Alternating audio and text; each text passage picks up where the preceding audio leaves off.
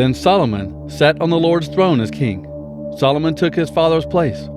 He was very successful. All the Israelites obeyed him. All the leaders, soldiers, and all of King David's sons accepted Solomon as king and obeyed him. The Lord made Solomon very great. All the Israelites knew that the Lord was making him great. He gave Solomon the honor that a king should have. No king in Israel before Solomon had such honor. Solomon, the son of David, became a very strong king, because the Lord his God was with him and made him very great. One day, Adonijah, son of Haggith, went to Solomon's mother Bathsheba.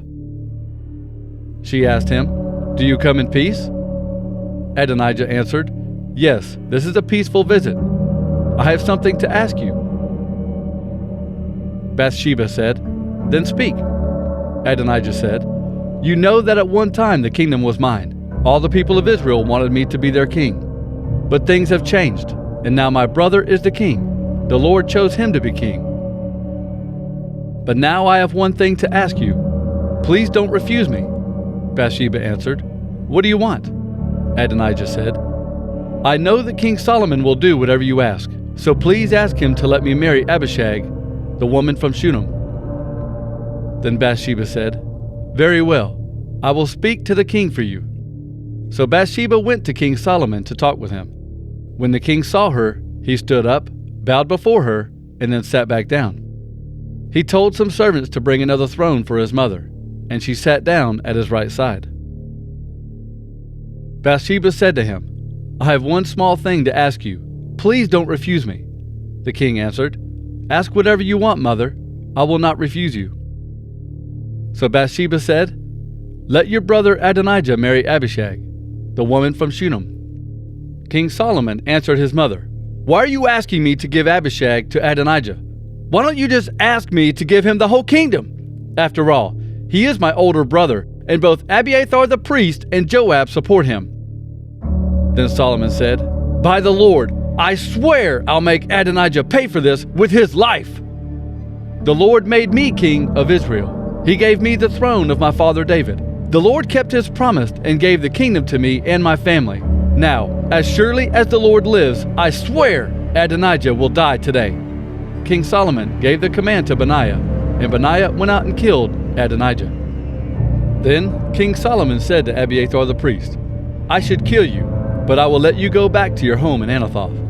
I will not kill you now because you helped carry the holy box of the Lord God while marching with my father David. And I know that you shared in the hard times with my father." So Solomon told Abiathar that he could not continue to serve as a priest of the Lord. This happened as the Lord said it would when he told Eli the priest what would happen to him and his family. Joab had supported Adonijah, but not Absalom. But when Joab heard what happened to Abiathar, he was frightened and ran to the tent of the Lord to hold on to the horns of the altar. Someone told King Solomon that Joab was at the altar in the Lord's tent, so Solomon ordered Benaiah to go and kill him. Benaiah went into the Lord's tent and said to Joab, "The king says, 'Come out!' But Joab answered, 'No, I will die here.' Benaiah went back to the king and told him what Joab had said. The king commanded Benaiah, 'Do as he says. Kill him there and take him out to bury him. Then my family and I will be free of Joab's guilt from killing innocent people.' Joab killed 2 men who were much better than he was. He killed Abner son of Ner, the commander of the army of Israel, and Amasa son of Jether, the commander of the army of Judah. He did this without my father's knowledge.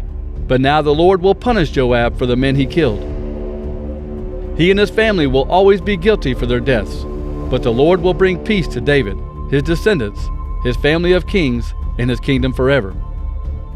So Benaiah, son of Jehoiada, killed Joab, and he was buried near his home in the desert. Solomon then made Benaiah, son of Jehoiada, the commander of the army in Joab's place. Solomon also made Zadok the new high priest in Abiathar's place. Next, the king sent for Shimei and said to him, "Build yourself a house here in Jerusalem to live in, and don't leave the city.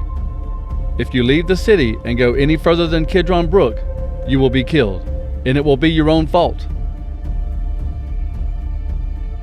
Shimei answered, "Yes, my king, I will obey you."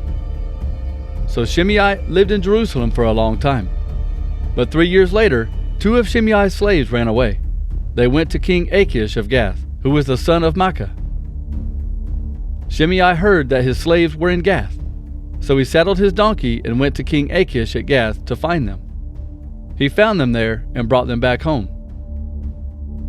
But someone told Solomon that Shimei had left Jerusalem and gone to Gath and back. So Solomon sent for him and said, "I made you promise in the Lord's name not to leave Jerusalem. And I warned you that if you went anywhere, you would die. And you agreed to what I said. You said that you would obey me. So why didn't you obey me? Why did you break your promise to the Lord? You know all the bad things you did to my father David. Now the Lord will punish you for it. But the Lord will bless me and keep David's throne before him forever." Then the king ordered Benaiah to kill Shimei, and he did. So Solomon had full control of his kingdom. Solomon made a peace treaty with Pharaoh, the king of Egypt, by marrying his daughter. Solomon brought her to the city of David. This was when Solomon was still building his palace, the temple of the Lord, and the wall around Jerusalem. The temple to honor the Lord had not yet been finished, so people were still making animal sacrifices on altars at the high places. Solomon showed that he loved the Lord by obeying everything his father David told him to do, except that Solomon continued to go to the high places to offer sacrifices and to burn incense. King Solomon went to Gibeon to offer a sacrifice because that was the most important high place. He offered 1,000 burnt offerings on that altar. The people of Israel and the captains, generals, judges, leaders, and heads of the families were all gathered together. Solomon spoke to them, and then they all went to the high place at Gibeon. They went there because God's meeting tent was there. The Lord's servant Moses made this tent when he and the Israelites were in the desert. David had carried God's box of the agreement from Kiriath-Jearim to Jerusalem, where he had set up another tent for it. But the bronze altar that Bezalel son of Uri, who was the son of Hur, had made was in front of the holy tent at Gibeon. So Solomon and the people went there to ask the Lord for advice. Solomon went up to the bronze altar before the Lord at the meeting tent and offered 1,000 burnt offerings on it.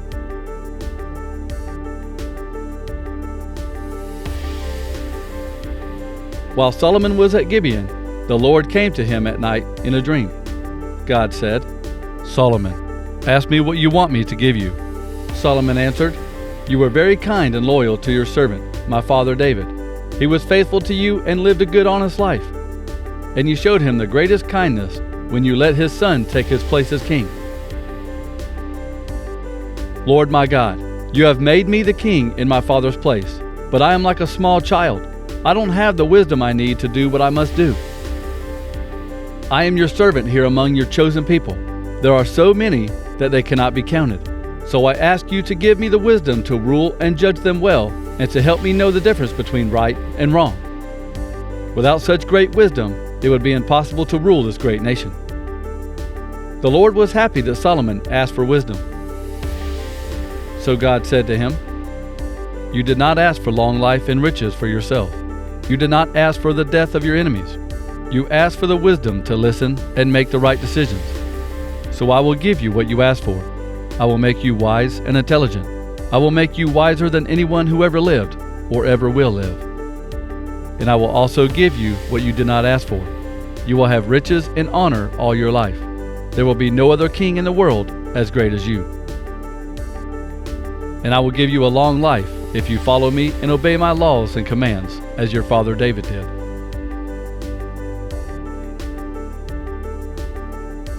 Solomon woke up and knew that God had spoken to him in the dream. Then Solomon went to Jerusalem and stood before the box of the Lord's agreement. He offered a burnt offering and fellowship offerings to the Lord, and then gave a party for all his officials. That night, God came to Solomon and said, "Ask me for whatever you want me to give you." Solomon said to God, "You were very kind to my father David when you allowed me to rule on his throne after him. Now, Lord God, Continue to keep your promise to my father David. You made me king over so many people that they are like the dust of the earth. Now give me wisdom and knowledge so that I can lead these people in the right way. No one could rule this great nation without your help." God said to Solomon, "You have the right attitude. You did not ask for long life and riches for yourself.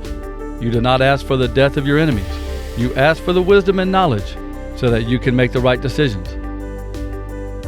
So I will give you wisdom and knowledge, but I will also give you wealth, riches, and honor. No king who lived before you has ever had so much wealth and honor, and no king in the future will have as much wealth and honor." Solomon left the meeting tent that was at the high place in Gibeon. They went back to Jerusalem to rule as the king of Israel.